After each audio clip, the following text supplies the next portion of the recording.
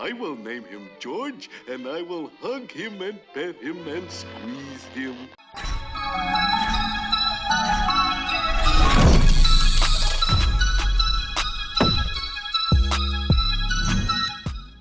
Hey guys, Rafi here from the Endgame Investor, and today we're going to talk about George Gammon and why he's wrong about gold and Argentina. He came out with a video last month. I'm going to play snippets of it here, and the link is in the description below, where George is explaining why gold is not liquid in Argentina, and then coming to the conclusion that because gold is not liquid in Argentina right now, and instead they're using US dollars, that we're never going to be trading in gold or silver directly, though silver was a little bit easier.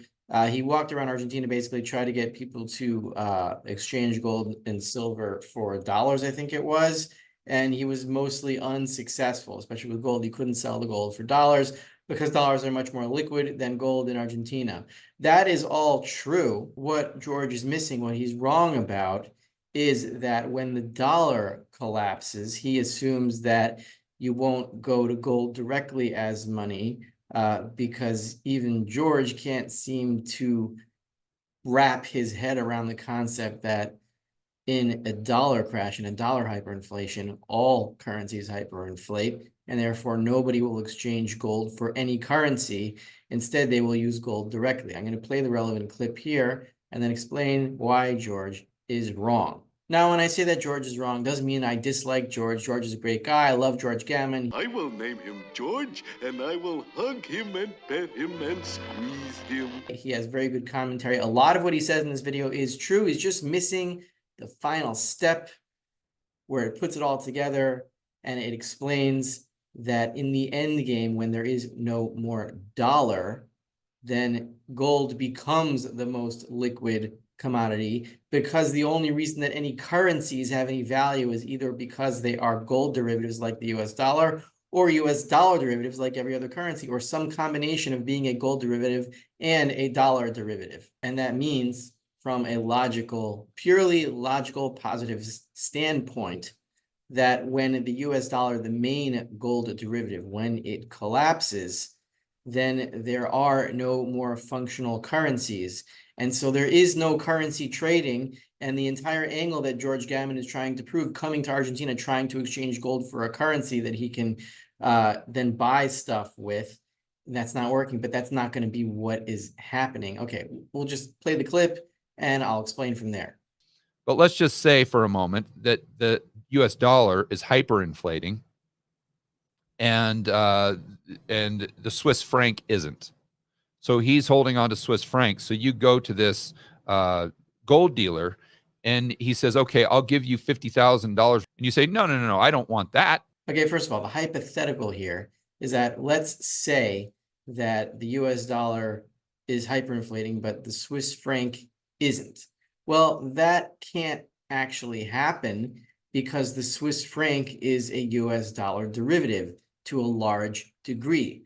The Swiss National Bank has mostly US dollars and US treasuries on its balance sheet, which means that the Swiss franc is backed by US dollars. Therefore, you can't have a situation where the US dollar is hyperinflating, but the Swiss franc isn't. If the backing of the Swiss franc is collapsing, then so is the Swiss franc in purchasing power. I want to sell you this gold, but I don't want to sell it to you for a hyperinflating currency. I want to sell it to you for a currency that is stable relative to goods and services that I'm buying. So then the gold dealer says, okay, well, there's no way I'm going to give you my Swiss francs. And you say, George, why wouldn't he do that? Wouldn't he want the gold even more than Swiss francs? Because that's a fiat currency, and that's likely losing value. But what you're not realizing is that, let's say the gold dealer does get the gold. Now, what does he do with it? If he's a gold dealer, he's there to make money, not just collect gold, right? So now he's got to find a buyer for that $50,000 worth of gold that will give him not the dollars that are hyperinflating, but the Swiss francs that are maintaining their value. The real answer to the question of why would he accept your gold is because he wants to sell you something, and the gold is the money that he's trying to enrich himself with.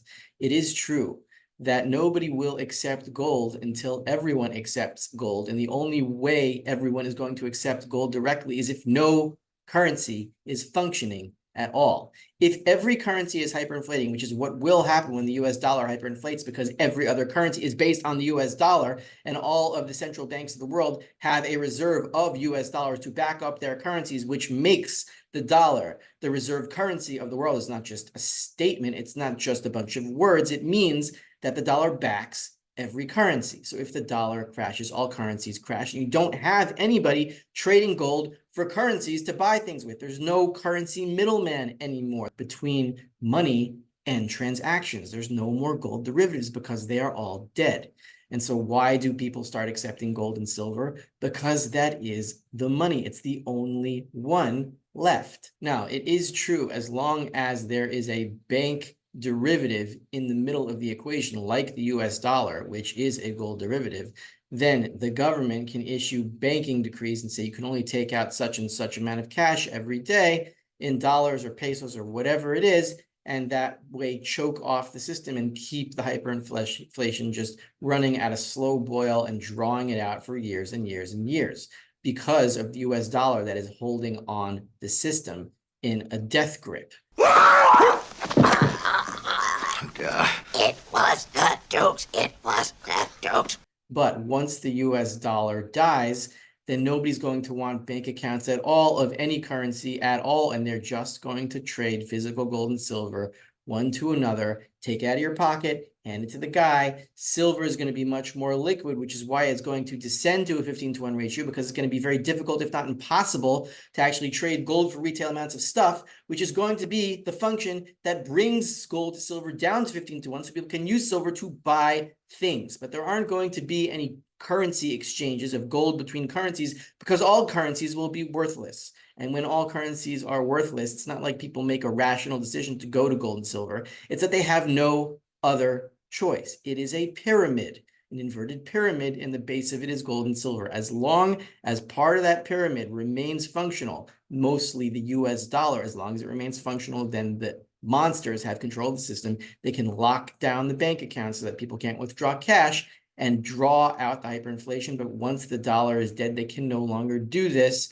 Gold and silver become money directly for a short period of time until a new derivative system can be devised, which is going to be hopefully much more decentralized and honest, because it's going to have to be tested by the market in order for it to have any legitimacy as a gold derivative.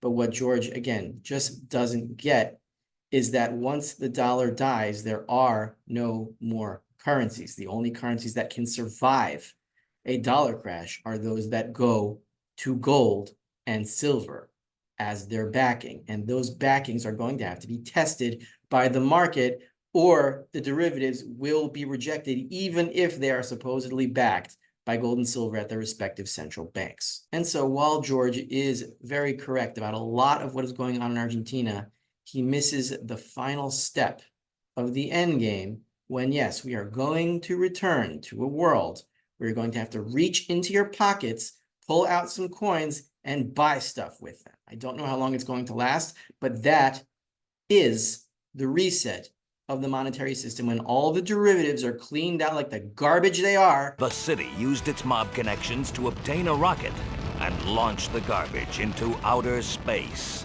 including Bitcoin and all unbacked blockchains. I don't even know if gold-backed blockchains are going to survive, because I don't know if they're hoaxes, and I don't know what's going to happen if the electrical system is down, or the electrical grid, or whatever you want to call it. But yes, George, you're going to accept gold and silver when everyone else does, and everyone else will accept gold and silver when there literally is nothing else to accept as a money. Hey, George, wait! This video is brought to you by Miles Franklin Precious Metals.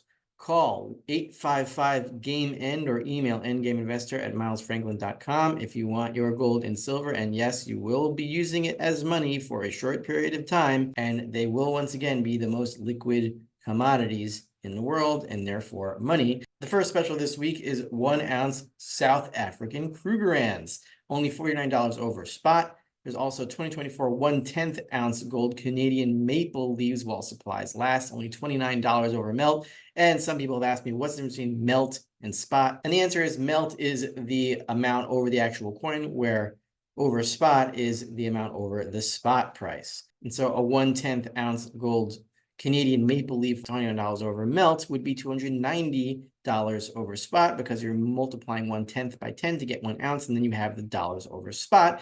1 ounce South African silver Krugerrand is only $3.10 over spot. It's a 1 ounce coin, therefore the term is over spot rather than over melt.